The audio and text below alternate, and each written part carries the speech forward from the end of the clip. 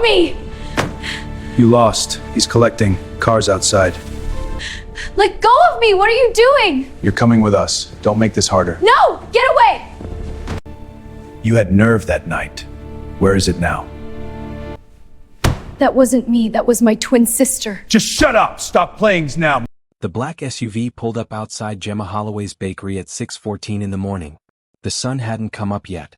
Baltimore was still asleep, and Gemma was covered in flour up to her elbows, pulling a tray of sourdough rounds from the oven when the front door opened with a sound she had never heard before. It wasn't the soft bell of a customer. It was the heavy, deliberate push of someone who didn't need permission. Two men walked in. Both were wearing dark coats. Both were built like they spent their off hours in a gym that didn't have mirrors.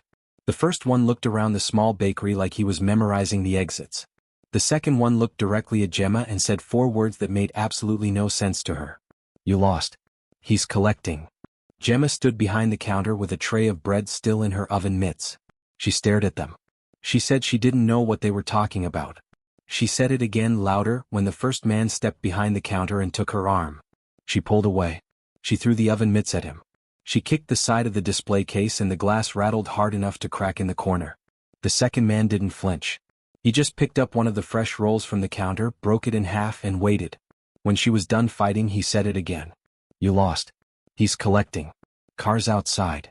They took her out through the back door. Her apron was still on. Her phone was still plugged in behind the register. The ovens were still running. By the time anyone on the block noticed the bakery was dark that morning, Gemma Holloway was already 40 minutes outside of the city, sitting in the back seat of an SUV with tinted windows and no door handles on the inside. She didn't cry. She kept asking questions that nobody answered. Where are you taking me? Who sent you? What did I lose? The men in the front seat didn't turn around. One of them adjusted the rearview mirror so he could watch her. The other one ate the rest of the roll he had taken from the counter. Gemma pressed her forehead against the window and watched the Baltimore skyline shrink behind her. She had opened the bakery at 4:30 that morning. She had weighed the flour herself. She had set the timers. She had done everything right the way she always did. And now she was in the back of a stranger's car with flour still drying on her forearms and a crack in her display case that nobody was going to fix. They brought her to a property on the waterfront. It was the kind of house that didn't have a mailbox because the people inside didn't receive mail the way normal people did. The gate opened before the SUV reached it. The driveway was long, lined with trimmed hedges and security cameras mounted on black iron poles that looked like they had been there for decades. Inside the house was cold. Not in temperature. In feeling. Every surface was clean. Every piece of furniture looked expensive and unused. There were no photographs on the walls. No shoes by the door. No sign that anyone who lived here had a life outside of these rooms. They walked her through a hallway and into a room with tall windows and a long wooden table. At the far end of the table sat a man who looked like he had been expecting her for a very long time. Kieran Albrecht was 34 years old. He had dark hair, cut short enough to look deliberate but not military. His jaw was sharp. His hands were folded in front of him on the table and his sleeves were rolled to his forearms, which showed a single tattoo on his left wrist, a compass with no needle. He didn't stand when she walked in. He didn't smile. He looked at her the way a man looks at something he has already paid for. You had nerve that night, he said. His voice was low, steady, the kind of voice that didn't need volume. Where is it now? Gemma stood near the door. Her hands were still dusty with flour. Her apron was wrinkled. Her hair was pulled back in a messy knot that she had tied at 4 in the morning, and she could feel one side of it falling loose against her neck. She looked at this man sitting at his expensive table in his expensive house, and she said the only true thing she had. I have never seen you before in my life. Kieran tilted his head. Just slightly. Like a dog hearing a frequency it didn't trust. Sit down, he said. I don't want to sit down. I want to know why I'm here. He watched her for a long moment. Then he leaned back in his chair and gestured to the seat closest to her. It wasn't a suggestion. She could feel that in the air the same way you can feel a storm before it breaks. She sat. Kieran Albrecht ran Baltimore's most feared operation from behind 3 layers of legitimate shipping businesses, 2 holding companies, and a charitable foundation that funded children's hospitals in neighborhoods where his name was spoken in whispers. He was not a man who explained himself. He was not a man who had to. But something about the woman in front of him wasn't matching what he remembered, and that bothered him more than he was willing to show. 3 weeks ago, he said, you walked into my private card game at the Belvedere. You sat at my table. You drank my bourbon. You looked at me with that exact face and you said, and I remember this clearly because nobody has ever said it to me before, you said, I'll marry you if you win. Gemma didn't blink. She didn't breathe. I won, Kieran continued. And you disappeared the same night. Cleared your phone. Left your apartment. Vanished. My people spent 3 weeks looking for you, and this morning they found you making bread on Fell Street like nothing happened. Gemma's hands were shaking. She pressed them flat against the table to make them stop. That wasn't me, she said. Kieran's expression didn't change. Not even slightly.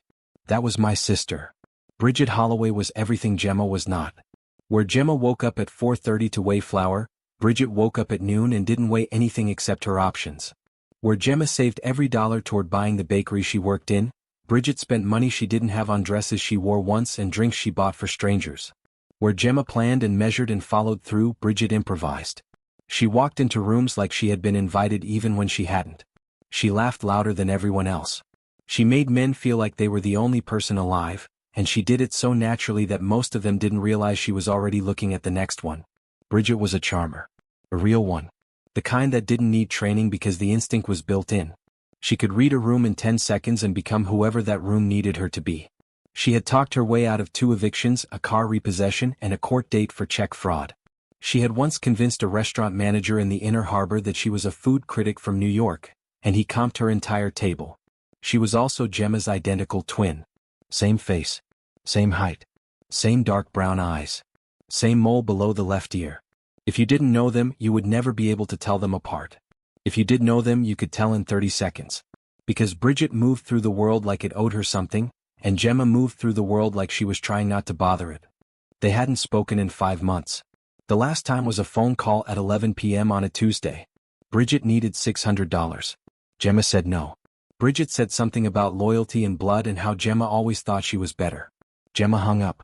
That was October. This was February. And now Gemma was sitting in a Mafia boss's dining room, learning for the first time that her sister had walked into a private high-stakes card game, flirted her way to the table, made a marriage bet she had no intention of honoring, lost, and then vanished into thin air, leaving Gemma behind like a spare key under a doormat. I'm not Bridget, Gemma said again. Her voice was steady now. She had passed through panic and come out the other side into something colder. My name is Gemma Holloway. I'm her twin sister. I work at a bakery on Fell Street. I don't gamble. I've never been to a card game in my life. And I've never seen you before this morning. Kieran studied her. He studied her the way he studied contracts, looking for the fine print, the clause that would unravel the whole thing. Convenient story, he said. It's not a story. It's my life. He didn't respond to that. He stood up, buttoned one cuff of his shirt and walked toward the door. Before he left, he paused and looked back at her. You'll stay here until I verify that. And if I refuse? He almost smiled. Almost. The corner of his mouth moved 1 degree and then stopped like it had hit a wall. This isn't the kind of house where people refuse things.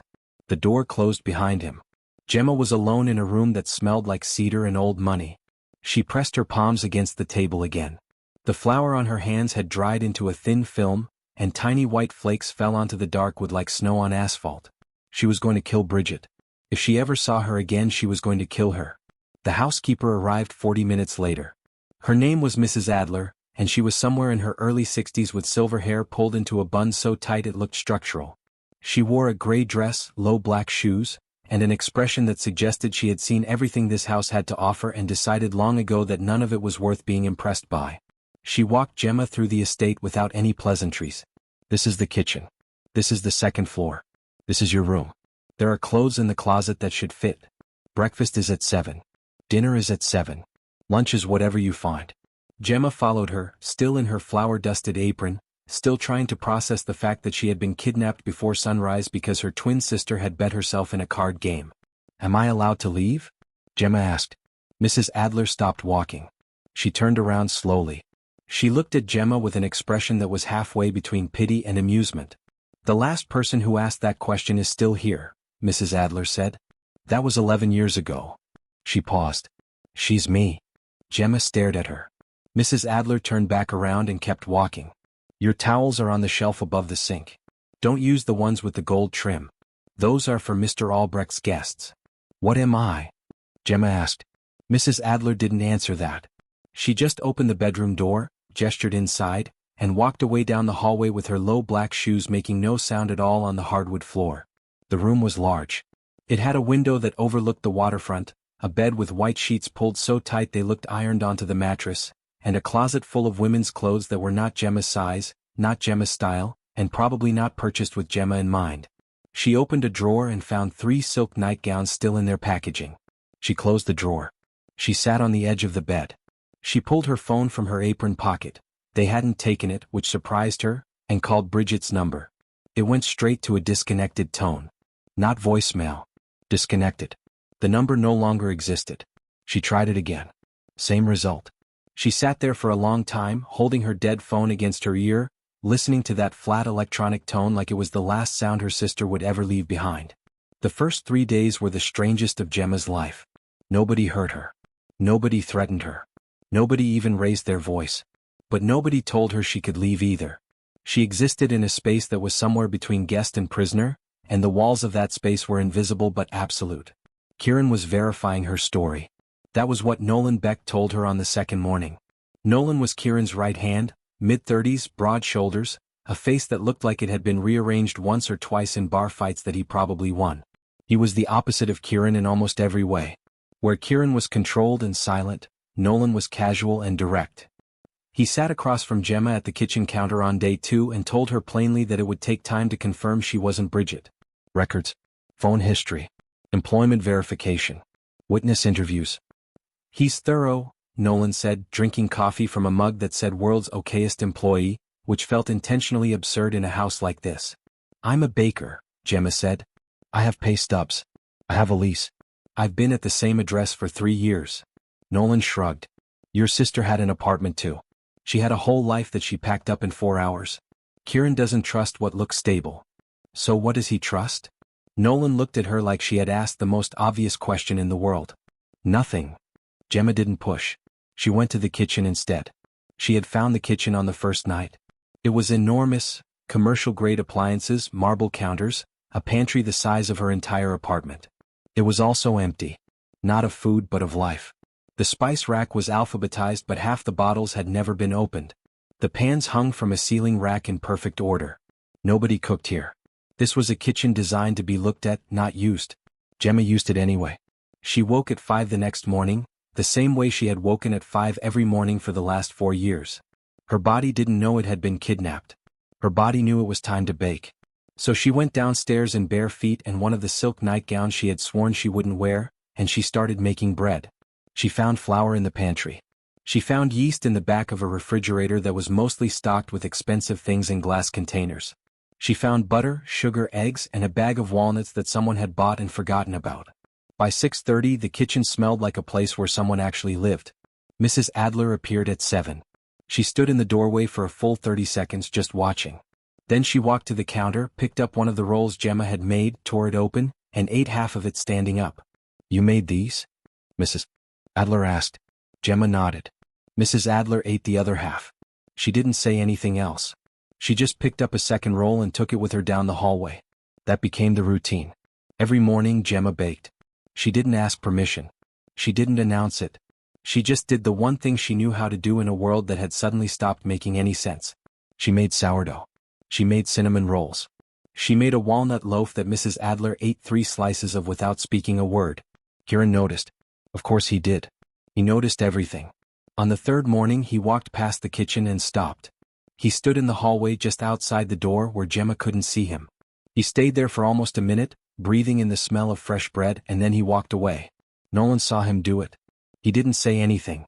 But he raised one eyebrow and took a long sip of coffee from his ridiculous mug. The thing Kieran was waiting for never came. He had met Bridget Holloway 3 weeks ago at a private event in the back room of the Belvedere Hotel. She had arrived uninvited. She had been wearing a red dress with no back, heels that made her 4 inches taller, and a smile that worked on every man at the table except him. She had played 3 rounds of poker with money she didn't have, drank bourbon like she had grown up on it, and then, in front of 12 of his most powerful associates, she had looked directly at Kieran and made the bet. I'll marry you if you win this hand. The room had gone quiet. Kieran remembered the quiet more than anything. It was the kind of silence that happens when someone says something so reckless that everyone in the room needs a second to decide if it's brave or suicidal. You won the hand. She laughed. She touched his arm. She said, I always keep my word, and then she excused herself to the restroom and was never seen again. That was the woman Kieran expected to find when his men brought her in. He expected the charm, the defiance, the red dress energy, the ability to fill a room with her presence and then vanish from it like smoke. What he got was Gemma. Gemma, who folded napkins into perfect squares at dinner. Gemma, who washed her own dishes even though Mrs. Adler told her she didn't have to. Gemma, who spoke to Mrs. Adler about the difference between bread flour and all-purpose like it was the most important conversation in the world. Gemma, who didn't flirt, didn't challenge, didn't charm, didn't perform. She just existed. Quietly. Carefully. Like someone who had spent her whole life trying to take up as little space as possible. It drove him insane. Because if she was Bridget, if this was an act, it was the most disciplined performance he had ever seen. And if she wasn't Bridget, then he had made a mistake. And Kieran Albrecht did not make mistakes. That was the foundation his entire operation was built on. Precision. Control. Certainty. Every move calculated. Every outcome anticipated. He had not anticipated flour on his kitchen counter at 6 in the morning. He had not anticipated the smell of cinnamon drifting through his hallway while he reviewed shipping manifests. He had not anticipated the quiet. On the fourth night, Kieran tested her. He didn't call it a test. He called it a dinner. But everyone at the table knew what it was, including Mrs. Adler, who ironed Gemma's blouse that evening with a look that said she was sorry about what was coming. The dining room seated 14. That night, 8 of those seats were filled with men who worked for Kieran in various capacities, legitimate and otherwise. They wore suits. They drank whiskey. They spoke to each other in the coded, careful way that men speak when everything they say has 2 meanings. Gemma was placed at the center of the table, directly across from Kieran.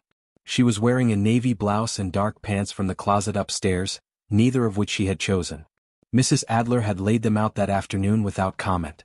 She sat down. She put her napkin in her lap. She looked at the silverware like it was an exam she hadn't studied for, and she picked up the wrong fork first before quietly switching it. Kieran watched. The men watched too. 2 of them had been at the Belvedere the night Bridget made the bet. They were looking for the spark, the charm, the red dress confidence. They were waiting for the mask to come off. It never came off. There was no mask. Gemma ate slowly. She didn't speak unless spoken to. When one of the men, a heavy-set associate named Declan with a voice like gravel and a habit of talking too loud, made a joke about how quiet she was, she didn't laugh. She didn't react at all. She just set her fork down and looked at Kieran with an expression that was so still, so unperformative, that the whole table noticed it. I don't belong here, she said. Her voice was clear and even and directed entirely at Kieran. You know that. The table went quiet. The same kind of quiet as the Belvedere. But this time it wasn't because someone had been reckless. It was because someone had been honest. Kieran held her gaze for 4 full seconds. Then he picked up his glass, took a drink and said to the table, Finish your meals. Nobody brought up the moment again. But Nolan, sitting 2 seats to Kieran's left, had been watching the whole thing. And later that night, standing in the hallway outside Kieran's office, he said the thing that had been building in his head for days. She's not the same woman. Kieran's jaw tightened. She's the same face. That's not what I said. I heard what you said. Then you heard me say she's not the same woman, Kieran? The one from the Belvedere would have owned that table tonight. This one looked like she wanted to crawl under it. Kieran turned to face him. His expression was flat, controlled. But something behind his eyes was moving, something he wasn't ready to name. Fine, Bridget, he said. Until then, the situation stays the same. Nolan looked at him for a long moment. Then he nodded and walked away. Gemma stopped trying to convince Kieran after the dinner. She had said it 3 times now. 3 times with 3 different feelings behind the same words. The first time was in the dining room that first morning when she was still in her apron and the flour was still on her arms. That wasn't me. Desperation. Raw, unfiltered, please believe me desperation. The second time was 2 days later, when Kieran had walked past the kitchen and stopped to look at her like she was a puzzle with a missing piece. I'm not her, she said. Exhaustion. She was tired. Tired of explaining. Tired of defending an identity she shouldn't have had to prove. The third time was at the dinner table. When she said, I don't belong here, what she meant was, I'm not her. But the words came out different this time. Quieter. Sadder.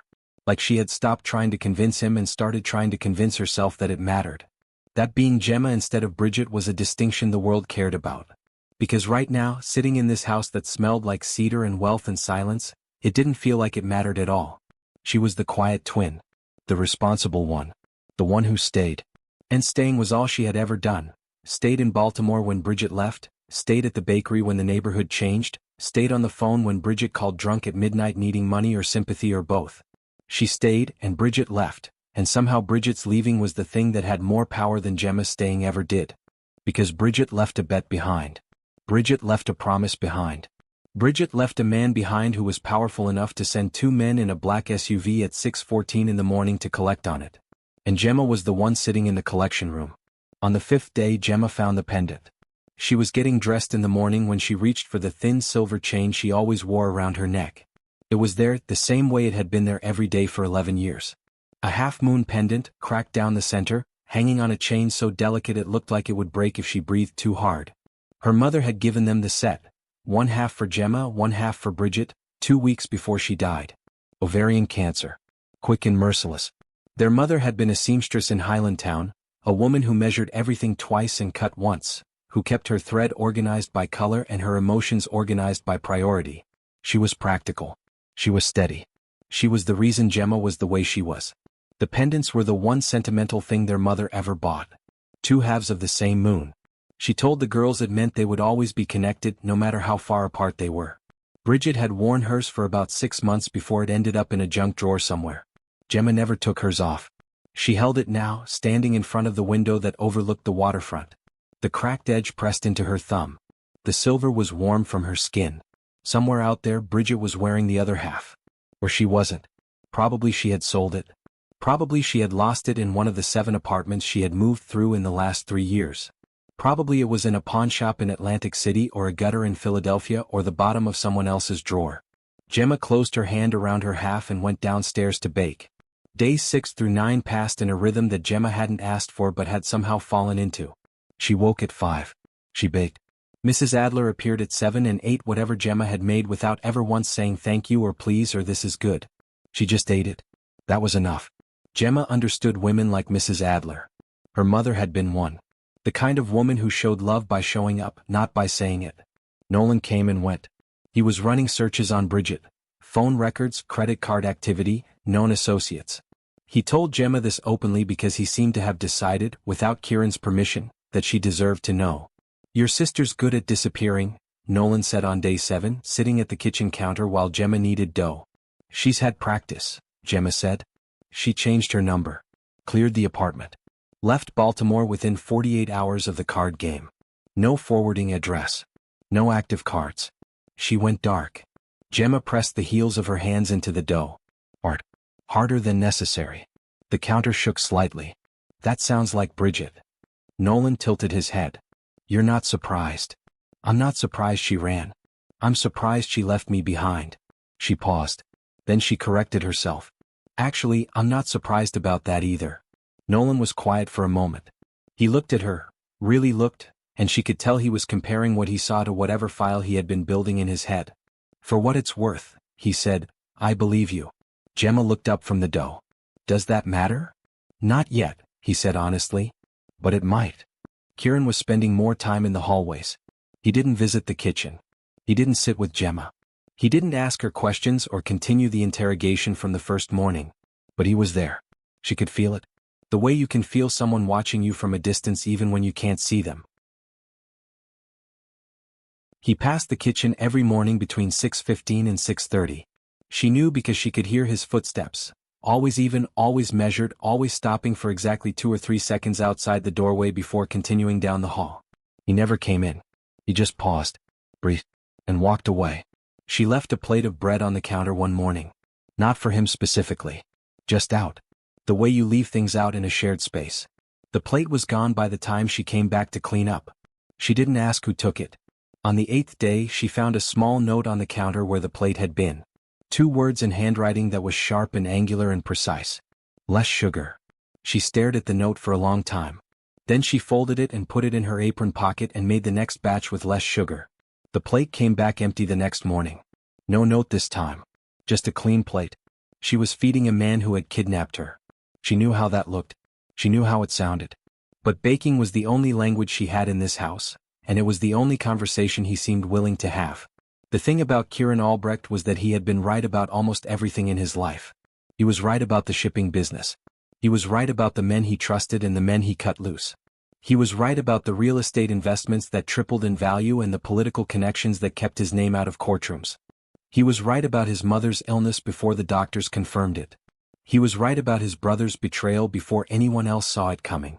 Being right was not a habit for Kieran. It was an identity. The foundation. The one thing he could point to when the world got loud and complicated and ugly. I was right. I'm right. I will be right.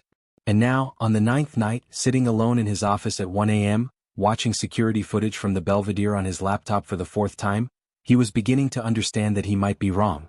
The woman in the footage was electric. She crossed her legs to the left. She tilted her head when she laughed, a practiced tilt, theatrical, designed to expose her neck and catch light. She wore rings on every finger. Silver and gold mixed together, messy and intentional, the kind of jewelry that said I chose this chaos. Her smile was wide and deliberate. Her posture was open. She leaned toward the table, toward the men, toward Kieran himself, like proximity was a weapon she knew how to use. He paused the footage. He stared at the frozen frame of that smile. Then he stood up and walked upstairs. Gemma's room was at the end of the 2nd-floor hallway. The door was open 3 inches. She was sitting on the bed, reading a book she had found on the shelf, some old hardcover about the Chesapeake Bay that probably hadn't been touched in a decade. She was sitting cross-legged with the book in her lap and her hair still damp from a shower. She was wearing one of the silk nightgowns. The silver chain hung against her collarbone, and the half-moon pendant caught the lamplight. She crossed her legs to the right. She didn't tilt her head. Her fingers were bare. No rings. No jewelry except the pendant. No polish on her nails. Just clean, short nails with a trace of flour still caught under the edge of her left thumb. Kieran stood in the doorway for a long time. She didn't look up. She turned a page. She tucked a strand of damp hair behind her ear. She breathed. He watched the way she breathed. Slow. Unperformative. Like she had no idea anyone was looking at her.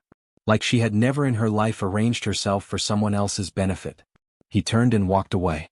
His footsteps were even. Measured. The same as always. But his hands were in his pockets, and his right hand was clenched into a fist so tight his knuckles ached. He went back to his office. He closed the laptop. He sat in the dark for a very long time. He knew. The next morning, Nolan was in the kitchen early. Gemma was pulling a tray of rolls from the oven when he came in, and something about his face told her the day was going to be different. He wants to see you, Nolan said. When? Now. She wiped her hands on her apron. She followed Nolan down the hallway to Kieran's office. The door was open. Kieran was standing behind his desk, facing the window. The waterfront stretched out behind the glass, gray and flat in the early morning light. He didn't turn around when she walked in. Sit down, he said. She sat. She waited. The silence lasted almost a full minute. Gemma counted the seconds in her head the way she counted oven timers. 1, 2, 3. All the way to 47. Then Kieran turned around. He looked at her. Not the way he had looked at her the first morning, calculating, suspicious, searching for a lie. This was different. This was the look of a man who had found the truth and didn't like what it told him about himself. I know you're not her, he said. The air in the room changed. Gemma felt it in her chest. A release so sudden it almost hurt, like a knot being cut instead of untied. Then let me go, she said. He didn't answer right away. He sat down across from her. He folded his hands on the desk the same way he had folded them on the dining table that first morning, and for a moment Gemma thought they were back at the beginning. Same posture. Same silence. Same man holding all the power. But his eyes were different. I can't, he said. Can't or won't. Both. He paused. Everyone in my circle believes you are the woman from the Belvedere. My associates. My competitors. My own people. If I release you now, it means I kidnapped the wrong woman. It means my intelligence was wrong. It means I made a public error. You did make a public error. His jaw tightened. I'm aware. Then fix it. Fixing it means showing weakness. In my world, weakness is not a mistake you recover from. It's a mistake that other people use to bury you. Gemma stared at him. The flour on her hands was drying again. She could feel it cracking on her knuckles. So you're keeping me here, she said. It wasn't a question. I'm keeping the situation stable until I find your sister. That could take months. It could. And I'm just supposed to wait. In your house. As your prisoner. He looked at her. There was something behind his expression, something that flickered for just a second before he locked it away. Something that looked in the right light like shame. You'll have everything you need, he said. Except my life. He didn't answer that. He stood up. He buttoned his cuff. He walked to the door. Gemma stood too. Her chair scraped against the floor. Kieran. He stopped. It was the first time she had used his name. He turned halfway. I'm not her, she said. Fourth time. Different again. This time it wasn't desperation or exhaustion or sadness. It was something harder. Something forged. She was telling him the truth the way you tell someone the weather. Clear. Final. Beyond argument.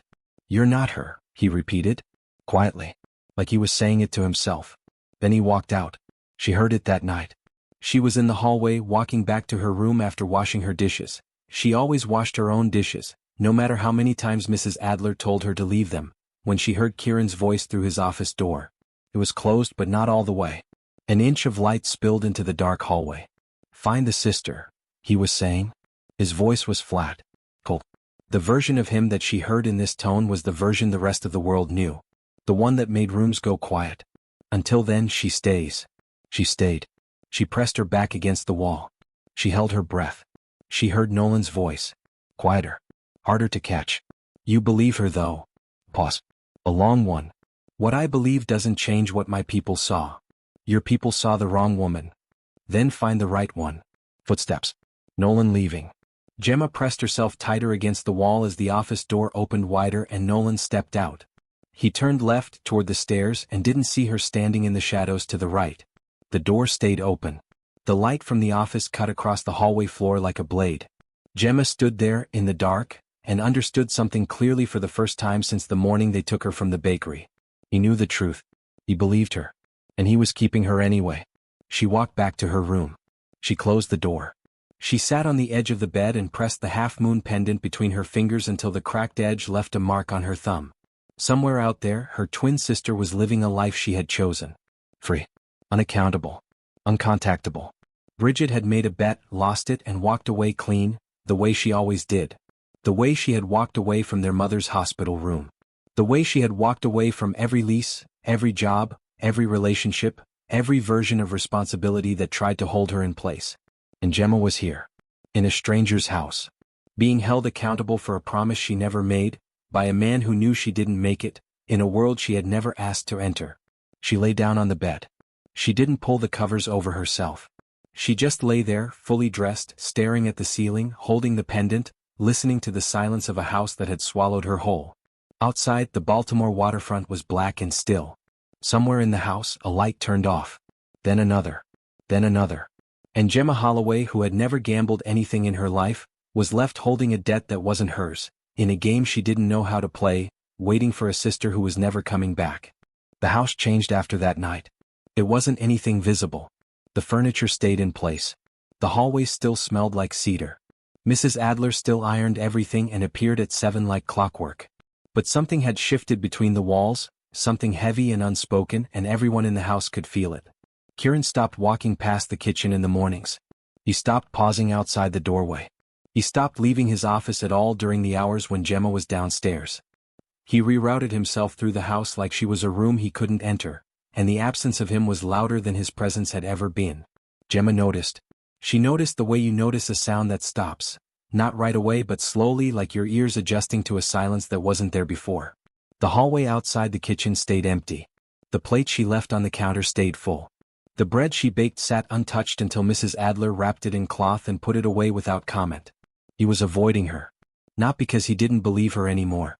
Because he did.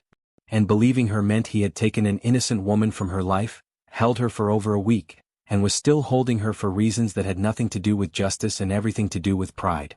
Kieran Albrecht was angry. But the anger wasn't pointed at Gemma. It was pointed inward, which made it worse because Kieran had no practice being angry at himself. He had spent 34 years building a life where every decision was correct, where every action was justified, where the math always worked. And now the math was broken.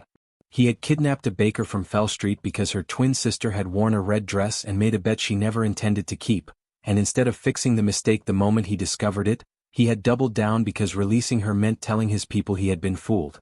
That was the word he couldn't swallow. Fool. Not outsmarted. Not outmaneuvered. Full. By a woman in a red dress who had vanished like smoke from a building that wasn't on fire. So he stayed in his office. He reviewed shipping routes. He took calls from associates who had no idea that the woman living in his house was the wrong woman. And at night, when the house was dark and still, he sat behind his desk and thought about flour on a kitchen counter and a half-moon pendant catching lamplight and the way Gemma Holloway crossed her legs to the right instead of the left.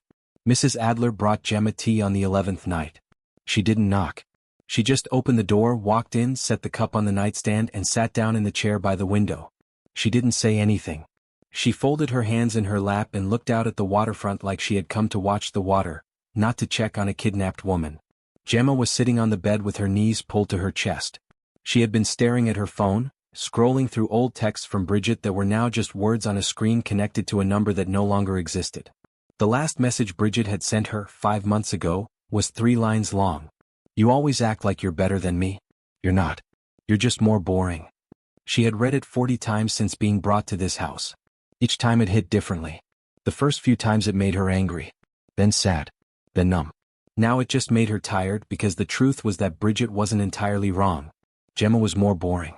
She woke up at the same time every day. She baked the same recipes. She paid her rent on time. She didn't take risks or make bets or walk into rooms full of dangerous men wearing red dresses and smiling like the world owed her a chair at the table. She was steady. She was reliable. And being steady and reliable had gotten her kidnapped by a man who wanted the exciting twin. Mrs. Adler sat in the chair by the window and said nothing for a long time. The tea cooled on the nightstand. The waterfront lights reflected off the dark glass. Then Gemma cried. It came without warning. One moment she was sitting still, the way she always sat still, controlled and contained and careful. The next moment her shoulders were shaking and her hands were covering her face and the sound that came out of her was small and broken, like something cracking open that had been sealed shut for years. Mrs. Adler didn't move. She didn't reach for her. She didn't say it would be okay. She just sat there, present and solid the way a wall is solid. The way something you can lean against is solid. And when Gemma's breathing finally slowed and she wiped her face with the back of her hand and whispered that she was sorry, Mrs. Adler shook her head once. Don't apologize for being the only honest person in this house, Mrs. Adler said. Then she stood up, squeezed Gemma's shoulder once, firm, brief, the way a mother would, and walked out. The tea was cold by the time Gemma drank it. She drank it anyway. Kieran's coldness got worse before it got better. He came out of his office on day 12 looking like a man who hadn't slept in 3 days, which was close to the truth. His shirt was wrinkled. His jaw was tight enough to crack teeth. He walked through the house like he was inspecting a property he was considering burning down. Nolan tried to brief him on the search for Bridget. Kieran cut him off mid-sentence and told him to double the team. Nolan told him doubling the team wouldn't help because Bridget wasn't hiding from them specifically, she was hiding from everyone, and people who hide from everyone don't leave the kind of trail that more people can follow faster. Kieran told him to do it anyway. He was doubling down. The same way he always doubled down. When the evidence said retreat, Kieran advanced. When the numbers said cut your losses, Kieran raised the stakes. It was the instinct that had made him powerful, and it was the instinct that was keeping an innocent woman locked in his house. Gemma felt the shift. The house got colder. The silences got longer. She kept baking because she didn't know what else to do, but the rhythm of it felt different now. Before it had been a comfort. A way to fill the hours with something familiar. Now it felt like she was kneading dough in a house that was holding its breath, waiting for something to break. On the 13th morning she left a plate outside his office door. The way she always did. 2 rolls, a slice of walnut bread, a small dish of butter she had salted herself. She set it on the floor, knocked once and walked away. At lunch the plate was still there. Untouched. She picked it up. She carried it back to the kitchen. She threw the bread in the trash, which was the first wasteful thing she had done in this house, and the sound of it hitting the bottom of the bin was louder than it should have been. Mrs. Adler was standing in the doorway. She watched Gemma throw the bread away. She didn't say anything. But her expression changed, just slightly, just enough, and Gemma understood that Mrs. Adler had been watching Kieran Albrecht long enough to know what his silence meant, and she was worried. Then the bread came back. On the 14th morning, Gemma left the plate again. She didn't knock this time. She just set it down and walked away. By the time she came back an hour later, the plate was empty. Clean. Sitting on the counter in the kitchen with a folded napkin on top. No note. No words. Just an empty plate and a napkin folded into a perfect square. Gemma stood there looking at that plate and felt something she didn't expect. Not relief. Not satisfaction. Something smaller and stranger.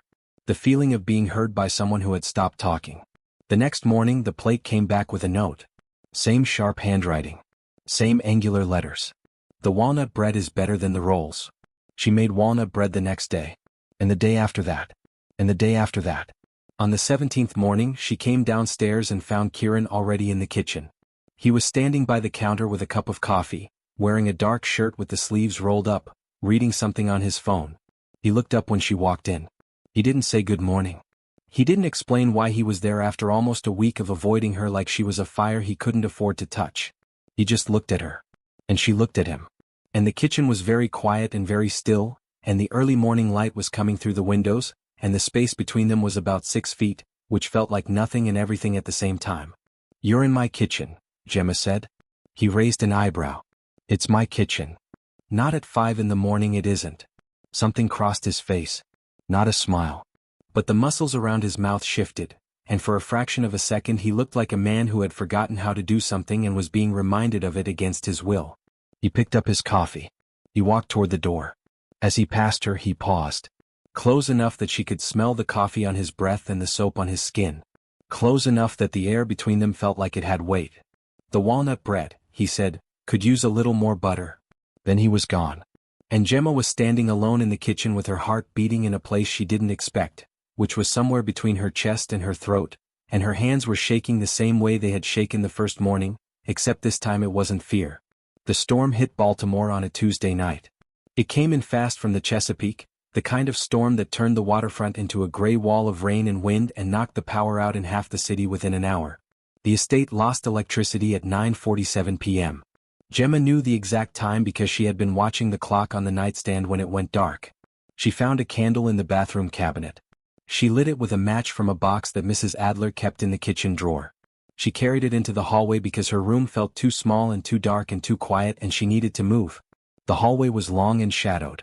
The candle threw a circle of warm light about 3 feet in every direction, and beyond that circle was nothing but dark wood and darker silence. The rain was hitting the windows so hard it sounded like gravel being thrown by someone who was angry about something. She was halfway down the hallway when Kieran came around the corner. He was carrying a flashlight, but he turned it off when he saw her candle. He stopped. She stopped. They were standing about 2 feet apart, and the candlelight was the only light in the house, and it was doing something to his face that Gemma had never seen before. It was making him look human. Not powerful. Not controlled. Not dangerous. Just human. Just a man standing in a dark hallway during a storm, looking at a woman he had wronged and couldn't stop thinking about. She could see his breathing. The slight rise of his chest. The way his jaw was set but not tight. The way his hands were at his sides, open, not fisted. He looked at her. She looked at him. The candle flickered between them. You're not her, Gemma said. The 5th time she had said those words in this house, and this time they meant something entirely different. She wasn't talking about herself. She was talking about him. She was telling him that the man everyone else saw, the cold operator, the man who didn't make mistakes, the man who kept a woman prisoner because admitting fault was more dangerous than admitting cruelty, that man was a performance. The same way Bridget's charm was a performance. The same way the red dress was a performance. Kieran stood very still. The candlelight moved across his face like water across stone. He reached out. Slowly. His hand moved toward her neck, and for one breath she thought he was going to touch her face, but he didn't. His fingers found the half-moon pendant. He held it between his thumb and forefinger. The cracked edge pressed into his skin the same way it pressed into hers every morning when she held it. He looked at the pendant. He looked at the cracked edge. He looked at the chain that was so thin it looked like it could break at any moment but never did. He didn't say anything. He let go of the pendant. He walked past her and disappeared into the dark hallway, and the flashlight didn't come back on, and his footsteps faded until the only sound was the rain on the windows and the candle burning down in Gemma's hand. She stood there for a long time. The wax dripped onto her fingers. She didn't move. She was holding something in her chest that she couldn't name yet, and she was afraid that if she moved it would fall and break, the way everything fragile breaks when you handle it too quickly. Nolan found Bridget in Atlantic City. He came back on day 19 with a file, a phone number, and a look on his face that said he had met the other twin and understood everything now. He sat down in Kieran's office and laid the file on the desk. She's been running scams under a different name in the casino district, Nolan said. Small stuff. Credit card grifts. A fake jewelry scheme. She's not hiding from you specifically, she's hiding from about 6 different people she's burned in the last 3 months. Kieran opened the file. Photographs. Transaction records. A fake ID with Bridget's face and a name that wasn't hers. When you confronted her, Kieran said, "What did she say about Gemma?" Nolan leaned back in his chair. He rubbed his jaw. He looked like a man deciding how much truth to deliver at once. She laughed, Nolan said. She said, and I'm quoting this because I couldn't believe she actually said it, she said, "You took Gemma? She's probably already reorganized your kitchen." The office was very quiet. Kieran closed the file. He set it on the desk. He pressed both palms flat against the surface and stared at his own hands for a long moment. "Bring her here," he said. Kieran sat down with Gemma that evening. No desk between them. No office. He chose the kitchen, which was her space now, and he sat on a stool at the counter like a man entering a territory that wasn't his. Gemma was wiping down the counter. She stopped when he sat down. She folded the cloth over the edge of the sink and turned to face him. "I knew for days before I told you," he said. His voice was stripped of everything she had heard in it before, the authority, the control, the careful distance. What was left was flat and plain and honest. "I watched the footage. I compared the way you move, the way you sit, the way you hold things. I knew you were telling the truth, and I kept you here anyway because letting you go meant standing in front of my people and telling them I had been wrong." Gemma leaned against the counter. She crossed her arms. She waited. "I told myself it was strategy," he continued. "I told myself that keeping you here until we found Bridget was the safest option. That releasing you would create questions I couldn't answer. That my position depended on people believing I never made errors." "And what are you telling yourself now?" Gemma asked. He looked at her. Not through her. Not past her. At her. "That I kept you here because it was easier than being wrong. And that is not strength. It's just fear in a well-tailored suit." Gemma stared at him. He had taken her words, the exact thing she had been thinking for days, the sentence she had formed in her head 100 times, and said them before she could. Not because he had heard her say them. Because he had arrived at the same place on his own. "You're right," she said. "That is exactly what it is." He nodded. He didn't argue. He didn't defend himself. "I'm bringing Bridget here tomorrow," he said. "After that you can go." Gemma was quiet for a moment. The kitchen clock ticked. The waterfront was dark beyond the windows. "And the bet?" she asked. "The bet was with her. Not with you. That didn't seem to matter before. It matters now." She studied his face. She had spent almost 3 weeks in this house and she had learned to read him the way she read bread dough. By texture, by resistance, by the small changes that told you whether something was ready or still needed time. His face was telling her something right now that his words were not. His words were saying she could leave. His face was asking her to stay. She didn't answer that question. Not yet. She picked up the cloth from the sink and went back to wiping the counter, and Kieran sat on the stool and watched her, and neither of them said anything else for a long time, and the silence between them was not empty. Bridget Holloway arrived at the estate at 2 in the afternoon on a Thursday. She stepped out of the car like she was arriving at a party. She was wearing a leather jacket, oversized sunglasses, and boots that added 3 inches to her height. Her hair was different, shorter, lighter at the tips, but her face was the same. Exactly the same. The same dark eyes. The same jawline. The same mole below the left ear. She walked into the house and looked around like she was appraising a property she was considering buying. She ran her finger along the hallway table. She checked the art on the walls. She smiled at Nolan, who was standing by the door with his arms crossed and his ridiculous mug nowhere in sight. "Nice place," Bridget said to him. "I would have redecorated, but nice." Nolan didn't respond. He led her to the main room where Kieran was waiting. And Gemma. It was the first time the twins had been in the same room since October. 5 months. Bridget walked in and saw Gemma standing near the window, arms crossed, wearing a simple white blouse and dark pants from the closet upstairs. No makeup. No jewelry except the pendant. Her hair pulled back. Her face still. Bridget stopped. She took off her sunglasses. She looked at her sister the way you look at a photograph of someone you used to know. "Gemma," she said. She stretched the name out, 2 syllables that sounded almost affectionate if you didn't know better. "You look exactly the same." "And you don't," Gemma said. Bridget smiled.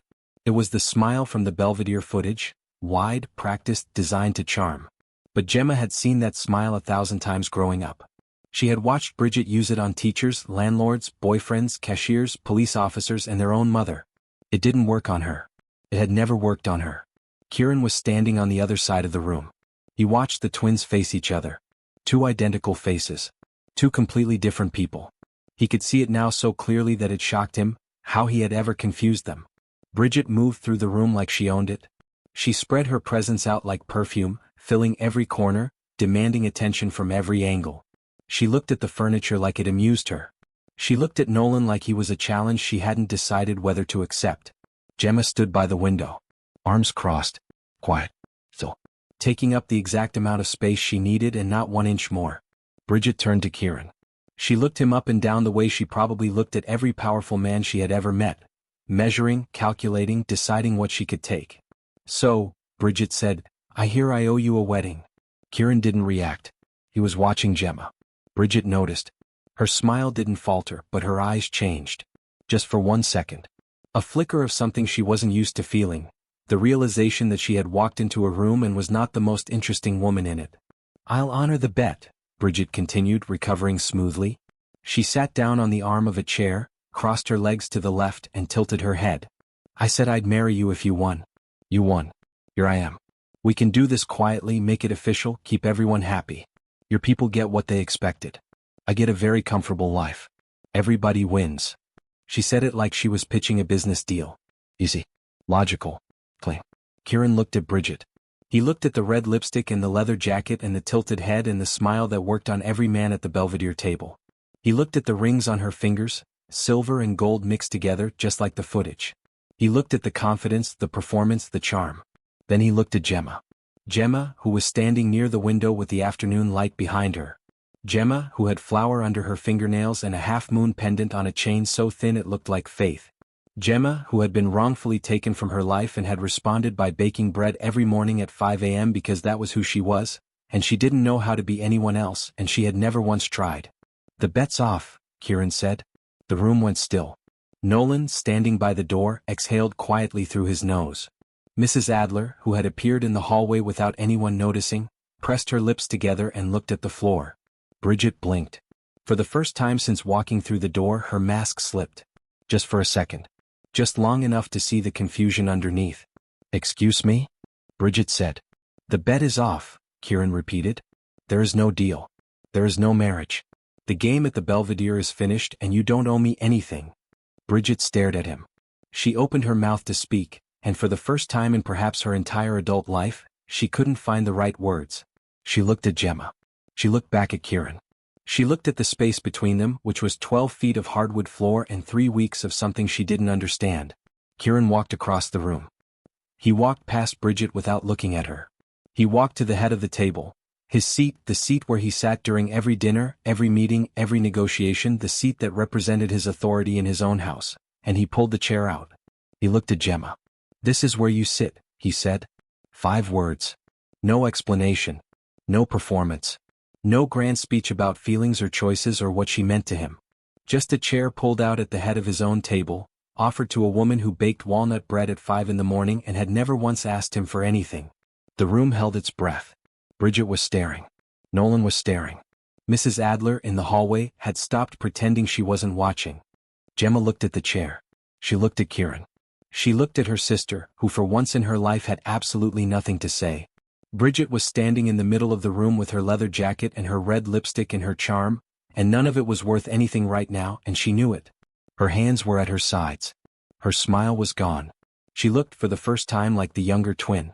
The one who had always been louder because she was always less sure. Gemma unfolded her arms. She walked to the table. She stood in front of the chair that Kieran was holding, and she looked at him from a distance of 2 feet and she saw him. Not the Mafia boss. Not the man who had kidnapped her. Not the man who had kept her out of pride. She saw the man who had eaten her bread in secret. The man who had written less sugar on a scrap of paper.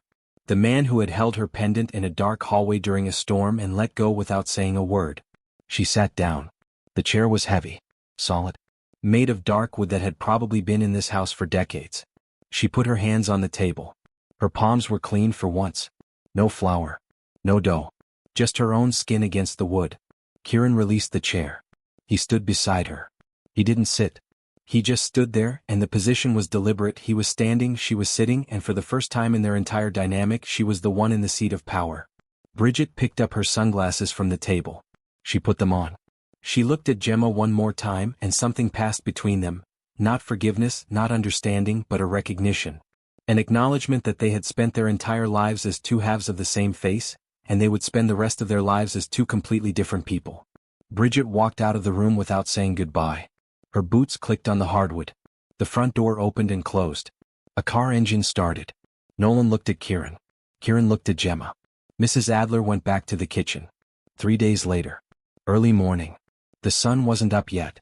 The kitchen smelled like yeast and butter and the particular warmth that happens when an oven has been running for an hour. Gemma was standing at the counter, kneading dough. Her hair was pulled back. Her sleeves were rolled. The half-moon pendant hung against her collarbone the way it always did, catching the light from the fixture above the counter. She heard footsteps. Even. Measured. But different this time. They didn't stop outside the doorway. They kept going. Into the kitchen. Across the tile floor. All the way to the counter, where Kieran Albrecht stood beside her in a dark shirt with the sleeves rolled to his forearms, looking at the bowl of dough like it was something he was being asked to understand. He didn't say good morning. He picked up a mixing bowl from the drying rack. He looked at it. He looked at Gemma. He looked back at the bowl like it might contain instructions. Less sugar, he said. I know. Gemma's hands stopped moving in the dough. She looked at him. He was standing close enough that she could see the compass tattoo on his wrist, the one with no needle. She had noticed it the first morning. She understood it now. A compass with no direction. A man who knew how to navigate everything except the thing standing right in front of him. She almost smiled. Not a full smile. The kind that starts in the eyes and gets halfway to the mouth before something catches it. The kind you only give to someone who has earned the half of it and is still working on the rest. He didn't smile back. But he stayed. He stood at the counter beside her while she worked, and after a while he asked her what to do with his hands, and she told him to flour the surface, and he did, badly, and she didn't correct him because the effort was the point. The sun came up over the Baltimore waterfront. The light moved through the kitchen windows and touched the counter and the flour and the pendant and the two of them standing side by side, and the half-moon pendant caught the light the way it always did, except today the cracked edge didn't look broken. It looked like it was waiting for the other half. And maybe it was. Or maybe it had already found something better than a matching piece. Maybe it had found a place where being cracked was enough. Where being half was enough. Where being the quiet twin, the boring twin, the one who stayed, was finally, after 23 years, the one someone chose. Not because she performed. Not because she charmed. Not because she walked into a room and made a bet she didn't intend to keep. Because she walked into a kitchen at 5 in the morning and made bread for a man who didn't deserve it, and she kept making it until he did.